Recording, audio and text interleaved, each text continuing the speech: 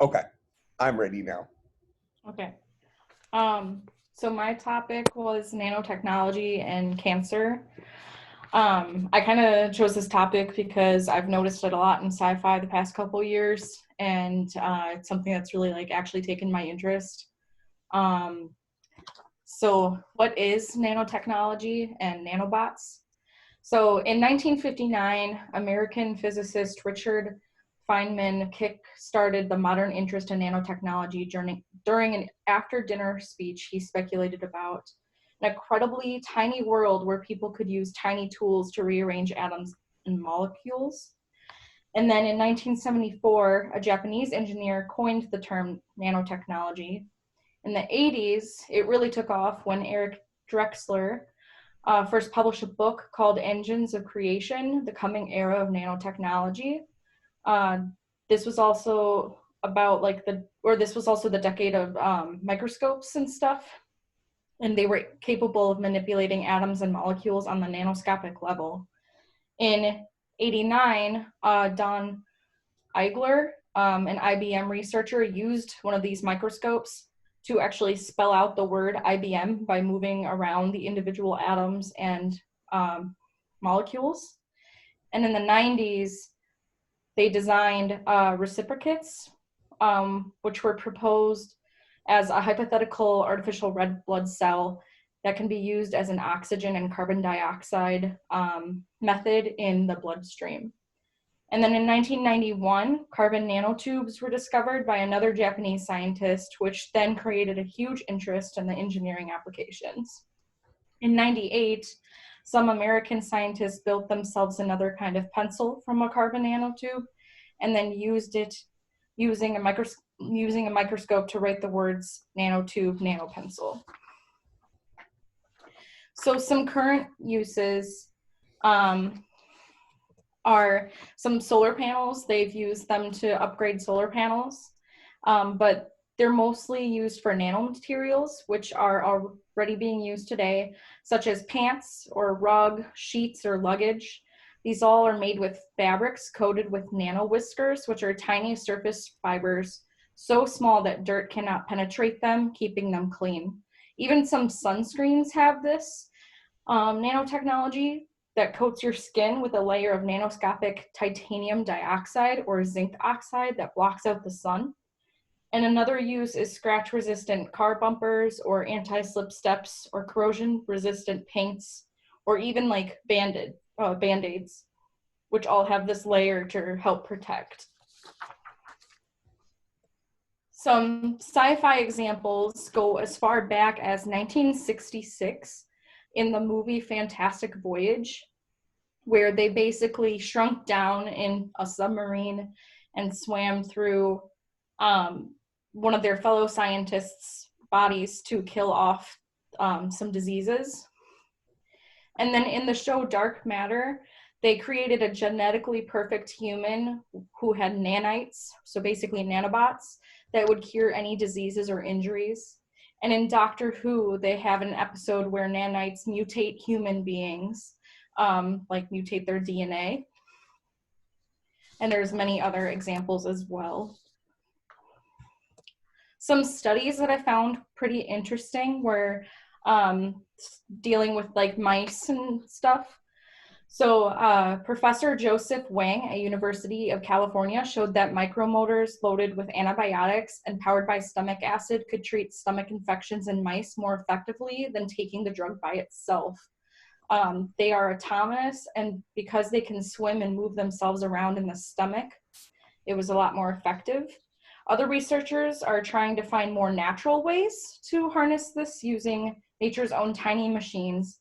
So at Leibniz Institute for Solid State and Materials Research, they're actually using loaded sperm cells with anti-cancer drugs and fitted them with tiny magnetic harnesses. The tails of the sperm then provided the propulsion, but the harnesses let the tumors that have been grown in a petri dish. They killed 87% of the tumor cells within 30 days. In 2016, a team in Canada did a similar thing by hijacking bacteria that naturally could swim along the magnetic field lines, and steered them towards tumors in mice. And in 2018, there were researchers that used nanometer-sized robots to treat cancerous tumors in mice.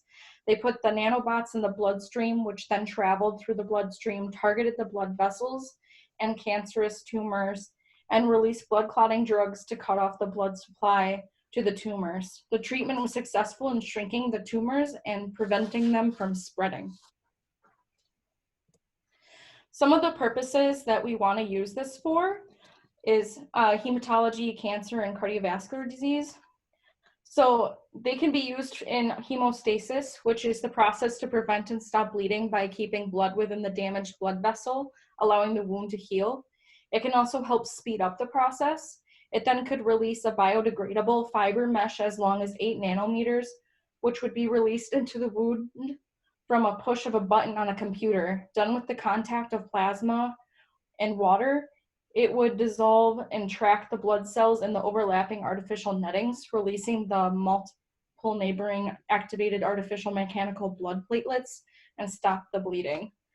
This could help make the process only take a second compared to 5 minutes, even in large wounds. And another application is for cancer, which is a huge deal. So some engineers at University of California, San Diego came up with a ultrasound-powered nanobot that can swim through blood and remove harmful bacteria. It can also be used in dentistry, from routine cleaning and cosmetics to orthodontics, as well as in a root canal, where it can be equipped with a small camera, which would reduce uncertainty. You can also be used for cancer diagnosis and treatment. Scientists have been testing nanobots to seek out and destroy cancer cells actively. And in 2012, they acted like white blood cells patrolling the bloodstream looking for signs of distress. They can then detect a target cell and release a deadly cargo of drugs or nanoparticles. It then interferes with the growth of the cancer cells and forces them to self-destruct. This allows only the target cells or tumor cells to be targeted while leaving the healthy cells alone, which then can decrease the side effects of chemotherapy, since chemotherapy is also hurting the healthy cells. One main application, though, right now of the nanobots that they're working on is to emulate red blood cells. The size of the reciprocates would be about 1 micron or 1,000 nanometers, which is 6 times smaller than a normal red blood cell. This would help allow it to pass into the smallest capillaries and be a more efficient way of delivering oxygen to the tissue, and can carry a lot more oxygen and carbon dioxide than a normal blood cell. A benefit of this would be to create an efficient and long-lasting artificial blood replacement fluids for blood transfusions, as well as first aid scenarios, and can help with patients suffering from cardiovascular disease. Some challenges, though, that we face is the cost. The tech itself is really expensive, and in even just 2000 and I think it was 2012, I believe, maybe, actually no, I think it was 2001, Bill Clinton actually opened a research facility, and by 2012, we put over $1 billion towards that, specifically for nanotechnology. So that's just expensive in general. But also being able to track it. Since they're so tiny, we need to be able to see them. And with many X-ray machines now, we're not able to track that. So we'd have to be able to come up with other technology to be able to do that. As well as rejection. Our bodies are meant to fight off foreign objects and things in our body. That's why we have antibodies. So our bodies are might reject these nanobots because it's not something that it's used to. So we need to be able to find a way to help prevent the rejection to get the best treatments. So in conclusion, I think it's going to take a couple decades yet before we see any extreme cases of nanobots or nanotechnology being used, such as for cancer treatments. But based off the studies so far, it seems promising, and it seems like a lot of people are actually trying to contribute to this. And I do think that it would be helping better treatments and even maybe find a cure. So that is all I have. Any questions? Yeah, so one thing that's interesting is you referenced this, the number of movies and TV shows and things like that that have had stuff with nanites and stuff like that in it, and it's been around for a really long time. I mean, one of my favorite series, Stargate, has stuff with nanites and things like that in it. Um, and you mentioned some research that's moving towards cancer treatments. Um, One of the issues with cancer cells is, well, I guess I was at this must have been 8 or 9 years ago. I was at a conference, and there was a guy kind of talking about the different approaches to um, solving diseases. So, cancer is a good example from the perspective of that it's an overgrowth of cells, where you can approach this two different ways. You could approach it through a let's make the cells stop overgrowing, or you can approach it from a militaristic perspective, where you basically destroy the cancerous cells. You still have cancer, but you don't have symptoms because you have this army of nanites that are holding the tide back. So it's kind of fascinating when you think about the number of applications that we can get into with nanotechnology. Do you see there being uh, an ethical downside with nanotechnology? I mean, at what point can we experiment on people without them knowing because they are breathing in the computer or something like that? Yeah, so I don't think I may have put something in my actual annotated bibliography, but I can't remember. But there was something I read about where it was talking about how it could end up being used to like track us as well, like using it for like GPS, which in a way, like for some reasons, like yes, that would be really awesome. Like if you have a kid and you don't know where they're going, or like even for like our pets, like yeah, we have microchips for our pets, but that doesn't that's not a tracking system. It's just like a way to like tell who the owner is. So like for cases like that, like yes, it would be cool if someone like disappeared, like you'd be able to find them. But then at the same time, the government could get their hands on all this information and they could be um like tracking us and seeing everything we're doing. And so like I do think like there could be ethical issues involving it. I guess it also just kind of reminds me of like Black Mirror. I don't know if any of you guys have seen that. Mm-hmm. But like some of the tech in there, like I don't know if they ever had an episode with nanites or anything like that. I haven't seen all of them, but I know like in there, like a lot of the technology ended up kind of being used in wrong ways. So for something like this, like yes, there's a lot of huge benefits that like we could get with it. Like we could cure cancer, we could help people with diabetes in the future by helping them with insulin. We could be helping cure like a bunch of like diseases that we don't know really anything about, or like just even figuring out more information about like our bodies and stuff. Like I know I did the presentation about neural networks. Like we could even use this like, and we were talking about how we don't know enough about our brains. We could use this type of technology to help us learn more about our brains and how we work. But at the same time, like it is scary that like there's such big technology like that. But it's kind of the same, I think it's in kind of the same boat as AI though. Because like AI, like yeah, like AI could help us with a lot of things, but a lot of people are also scared that like the robots are gonna all take over and destroy all of us. Like there's always going to be, I feel like in the tech world, there's always going to be downsides and there's going to always be maybe some ethical issues. But if the benefits outweigh the ethical risk, then I feel like it's worth it. But at the same time, like knowing how some governments can be, that it does make it seem like we could somehow, like for all we know, like they could start like giving nanite tracking like tracking ones to babies, like when we're born and not even know about it, and then they're tracking us our whole lives. Like there's a lot of things that could happen. So I guess I don't know. It really depends. Like I definitely do think that there's some ethical issues and debate on it, but I write a lot more good about it than I did bad. All right, other questions? Blade is raising his hand. Yeah, I have a question. I think nanotechnology is way kind of close to our life rather compared to nanobots. My question is, does really any usable nanobots already invented? What I mean is just like a small robot we can control, and they can indeed moving to its target.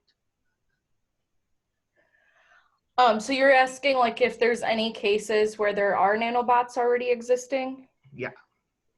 I'm not, I mean, obviously with like the research studies, like they've been using them. So like obviously they exist for the studies, but are there any actually like in real like live use, like commercialized and stuff? I don't think so yet. Like I know they're trying to commercialize the stuff for like the hemostasis and stuff like that. And I know even NASA was interested in it. They had actually, this was one thing I was actually wanting to mention in my presentation, but even NASA was, they were saying, so like, I know you guys have probably heard about like the elevator from Earth to the moon or whatever. And everybody's like, well, how would they do that? The Earth turns, the moon turns. Like, how would you do that? Well, with the nanobots, since they are actually going to be organisms, you can build larger things with them. You could technically, so they were saying like they could technically use those for it. But other than like the nanomaterials like that are currently in use, like with the sunscreen and like our clothing and stuff like that, I don't think there's any like commercialized. Well, actually, I don't know. I don't think there's any commercialized use of the actual nanobots. Nanomaterials, on the other hand, yes. Okay, yeah, that is what I learned too. I think there are a lot of things that scientists already invented a lot of parts for nanobots, but say really the usable nanobots, that is seems like far away from us so far. Yeah, because they definitely like still have to do like all the trials and stuff. Because I know like some of the things I was reading about, like they had created things, but they hadn't even like taken them to try, like not even animal trials yet. Some of them, yes, they did like mice, but I think they were also more talking of like, you know, like larger animals that are closer to us. So like maybe like monkeys and stuff like that. But and then like obviously they'd have to go through the human trials and see if they're working, because you can't just like all of a sudden be like, oh hey, yeah, we're gonna start doing this commercially even though we never tested it. Like that's gonna be like kind of goes back to the ethical thing. Like, well, okay, well then that's just really frowned upon because like we don't know what's gonna happen. Yeah, it's just, yeah, it's one of those things that like I definitely feel like we are like a couple decades at least from. um I mean, hey, we could end up surprised and in like 2 years it could be a thing, you never know. But like right now, based off the amount of research that's being done and how much still needs to be done, I'd say you're right, it's gonna be probably a bit until we see this. Okay, thank you. Mm-hmm. My feeling is the quantum computer is much closer than nanobots to us. It's funny because the physicist that you referenced is the same guy who said we should make quantum computers. Well, who was that? The Drexler or? Richard, I can't say his last name properly, so. Oh, I know who you're talking about. Yeah, the first one I mentioned. Yeah, the first physicist you mentioned. Yeah. Yeah. Yep. It's just interesting, like how much is actually out there that, like, is still, like, it just blows my mind how much is out there that is like this. Like, it's just so cool. So. I'm really happy Littman mentioned that was some like nanotechnology was one of the things we could do for this, because that is something I've been interested in for a while. Yeah, I think it's pretty interesting. All right, any other questions? Yes, Good. kind of serious, kind of joking. To keep it relevant, do you think this could be used with a pandemic? Yeah, I actually do. I had read something about how, like, so I mentioned something about how they were using it to kill off like bacteria. Yeah.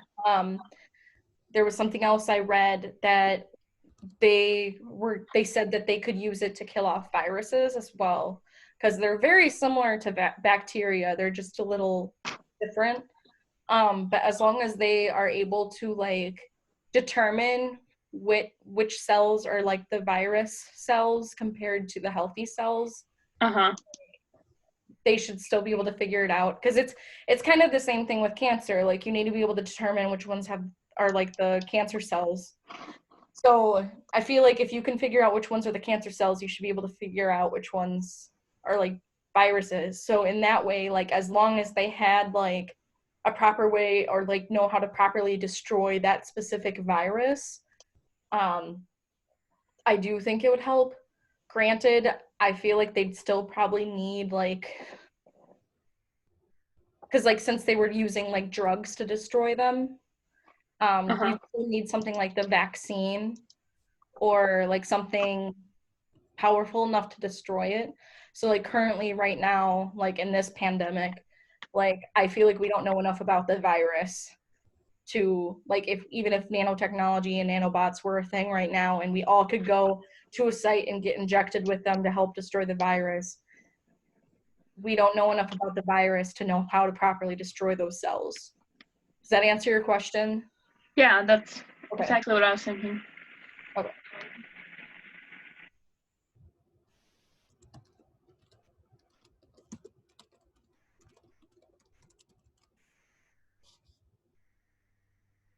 Anything else?